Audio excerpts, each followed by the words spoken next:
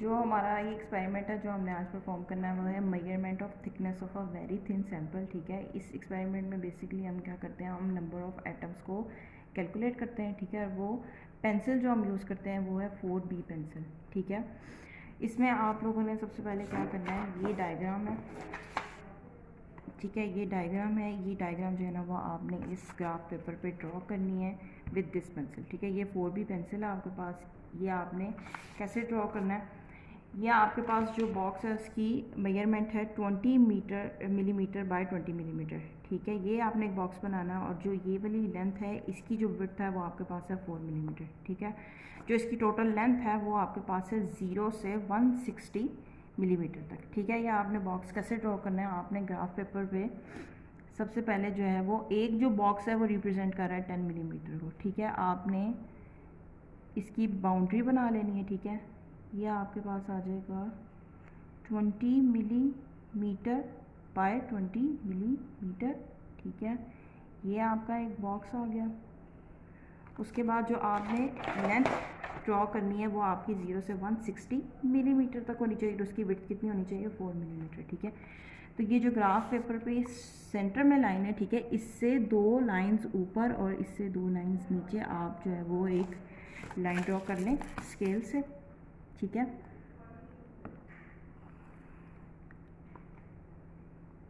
ये आपने ड्रॉ कर।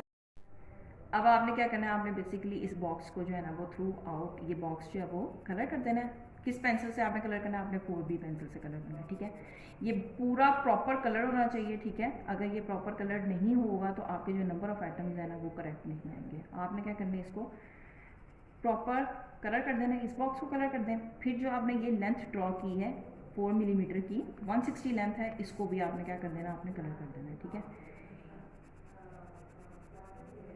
इसको आपने प्रॉपर एंड तक कलर कर देना है और उसके बाद आपने क्या करना है, आपने इसकी लेबलिंग करनी है। अब आपको मैंने स्टार्ट में बताया था कि ये 4 मिलीमीटर की इसकी विड्थ है और जो इसकी लेंथ है वो 160 मिलीमीटर की। ठीक है, तो आपने क्या करना है, आपने नंबरिंग शुरू कर देनी। ठीक है, एक बॉक्स आपका 10 मिलीमीटर का है तो 2 बॉक्सेस आपके जो होंगे 20 के हो जाएंगे। उसके बाद 40, फिर 60, फिर 80, 100, 120, 140 और 160, ये एंड तक कलर करना है। ठीक है, 160 तक आपकी लेंथ आ गई। 20 बाय 20 का आपने बॉक्स बना लिया है एक, और फिर आपने क्या किया, आपने इस लेंथ को लेबल कर लिया है 20, एक एक बॉक्स छोड़ के 20 मिलीमीटर, 40 मिलीमीटर, 60, 80, 100, 120, 140 और 160 तक। ठीक है, ये सैंपल आपने जो है वो जनरेट कर लिया। अब आप लोगों ने क्या करना है, इसमें सबसे पहले जो ए पार्ट है उसमें हम क्या करते हैं, हम रो की वैल्यू को कैलकुलेट करते हैं। ठीक है, रो की वैल्यू आपने कैसे कैलकुलेट करनी है, जो फॉर्मूला हम रेजिस्टेंस का यूज़ करते हैं वो होता है R equals to rho length over area. ठीक है, यहाँ से आपने रो की वैल्यू कैलकुलेट करनी है, रेजिस्टेंस को मल्टीप्लाई करें एरिया के साथ, डिवाइड करें लेंथ के साथ, तो आपके पास जो है वो रो आ जाएगी। अब आपने रो की वैल्यू कैलकुलेट कैसे करनी है, ठीक है, इसमें सबसे पहले आपने रेजिस्टेंस और लेंथ कैलकुलेट करनी है। वो आपने कैलकुलेट करनी है 4B पेंसिल की। ठीक है, लेंथ आप कैसे कैलकुलेट करोगे, आपकी जितनी भी पेंसिल है आपने क्या करना है, उसको आपने मेजर कर लेना है स्केल से। ये ऑलमोस्ट मेरी जो पेंसिल है वो आ रही है 17 सेंटीमीटर, इसको आप मीटर में कर लें। ठीक है, जो रेजिस्टेंस है वो हम कैसे कैलकुलेट करेंगे, रेजिस्टेंस के लिए जो है वो हम डिजिटल मल्टीमीटर यूज़ करते हैं। ठीक है, इसकी जो सेटिंग है वो क्या है कि जब आपने रेजिस्टेंस मेजर करनी होती है तो आप इसको रेजिस्टेंस की सेटिंग पर करते हैं और यहाँ से भी रेजिस्टेंस वाली सेटिंग पर ले आते हैं। ठीक है, अब आपने रेजिस्टेंस इसकी मेजर कैसे करनी, जब आप ये सेट कर लेंगे उसके बाद आपने एक टर्मिनल जो है वो पेंसिल के इस एंड पर रखना है और एक टर्मिनल जो है वो आपने, ये दोनों आपके पास टर्मिनल्स हैं, एक ब्लैक है एक रेड है, आपने क्या करना है, दोनों टर्मिनल्स को यहाँ पर रख देना है। आपकी फ़ौरन जो है वो वैल्यू शो होने लग जाएगी डिजिटल मल्टीमीटर पे। ठीक है, अब यहाँ पर जो रेजिस्टेंस आ रही है वो आ रही है ऑलमोस्ट 9.6।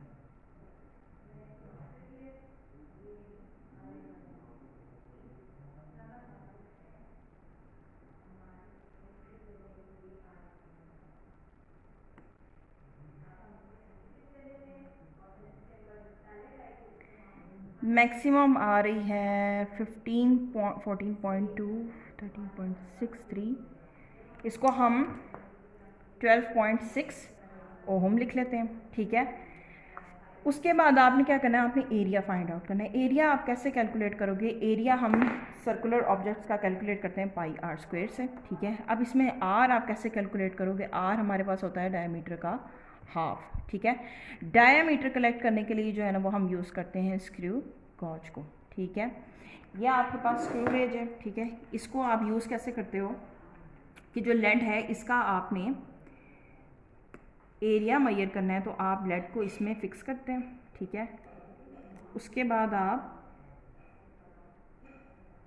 ये जैसे आपने यहाँ पे लेड फिक्स कर ली, ठीक है। उसके बाद आपने यहाँ से रीडिंग जो है वो मेजर करनी है। रीडिंग आप कैसे मेजर करोगे, यहाँ पर आपके पास ये सर्कुलर स्केल है ऊपर और ये मेन स्केल है, ठीक है। मेन स्केल में आपके पास रीडिंग्स होती हैं 0.5 में, ये आपके पास 0 है, नीचे वाली 0.5 है मीन्स 0.5, ऊपर 1 है मीन्स 1.5।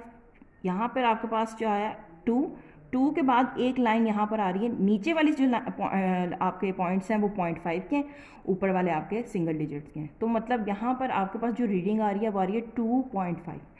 अब स्क्रू गेज में हम मेन स्केल और सर्कुलर स्केल दोनों की रीडिंग्स को ऐड करते हैं, ठीक है। मेन स्केल पे मेरी रीडिंग आ रही है 2.5 और सर्कुलर स्केल की मैं वो रीडिंग यूज़ करूँगी जो कि बिल्कुल मेन स्केल की लाइन के साथ मैच कर रही होगी। जैसे यहाँ पर जो लाइन मैच कर रही है 15, 16, 17, 18 मैच कर रही है, ठीक है। तो मैं क्या करूँगी, मैं इसमें ऐड कर दूँगी 18 और मल्टीप्लाई कर दूँगी इसके लीस्ट काउंट के साथ। स्क्रू गेज का जो लीस्ट काउंट है वो है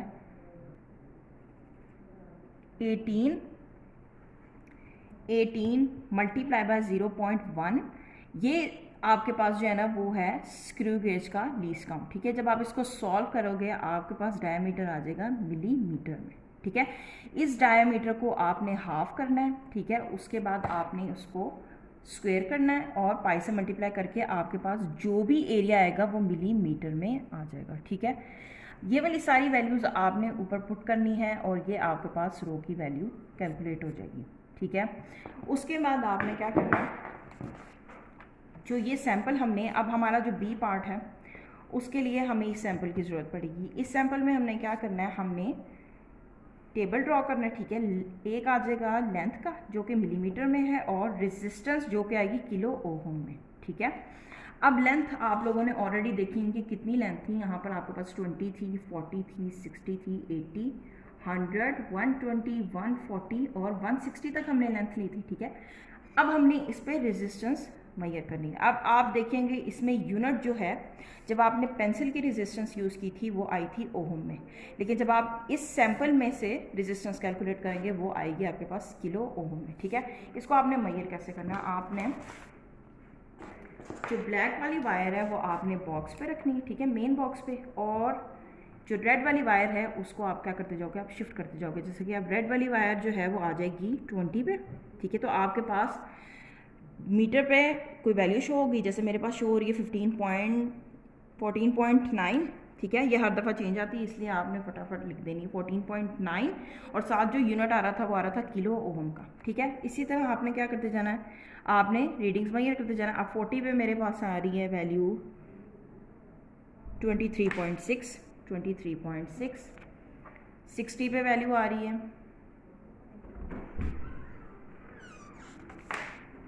30.03 बोल इस अप टू सो ऑन आपकी जो है ना वो वैल्यूज़ आती जाएंगी, ठीक है। अब आपने क्या करना है, आप लोगों ने ऑलरेडी ये सारी मेजरमेंट्स जो है वो कर ली हैं। हम क्या करते हैं, हमने अब इन दोनों का ग्राफ ड्रॉ करना है, तो हमें क्या करना पड़ेगा, हमें इस मेन इक्वेशन को y = mx + e के साथ कंपेयर करना पड़ेगा।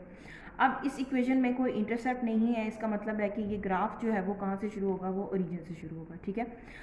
जो r है रेजिस्टेंस है वो y पे प्लॉट हो जाएगी और जो लेंथ है वो किस पे प्लॉट हो जाएगी, वो x पे प्लॉट हो जाएगी। मींस जो हमारी स्लोप है वो किसके इक्वल आ गई, स्लोप हमारी इक्वल आ गई रो ओवर एरिया के। अब फर्दर एरिया को उन्होंने किस तरह लिखा हुआ है, विड्थ इनटू थिकनेस, ठीक है। आपने यहाँ से क्या करना है, आपने थिकनेस की वैल्यू निकालनी है। वो कैसे आ जाएगी, जब आप रो को डिवाइड कर देंगे, विड्थ को मल्टीप्लाई कर देंगे स्लोप से, ठीक है। ये थिकनेस आपने निकाल ली। थिकनेस निकालने के बाद आपने नंबर ऑफ़ एटम्स कैसे कैलकुलेट करने हैं, आपने थिकनेस को डिवाइड कर देना है साइज़ ऑफ एटम पे, जो क्या है 2 10⁻⁻10, ठीक है। यहाँ से आपके जो नंबर ऑफ़ एटम्स हैं 4B पेंसिल में जितने हैं, जितनी आपने यूज़ किए हैं, वो कैलकुलेट हो जाएंगे, ठीक है। ये आपका experiment number measurement of thickness of a very thin sample, जिसमें हम क्या करते हैं, हम नंबर ऑफ एटम्स को कैलकुलेट करते हैं। नंबर ऑफ एटम्स जो है वो अप्रॉक्सीमेटली जो है वो 2000 से 5000 के दरमियान में आते हैं, ठीक है।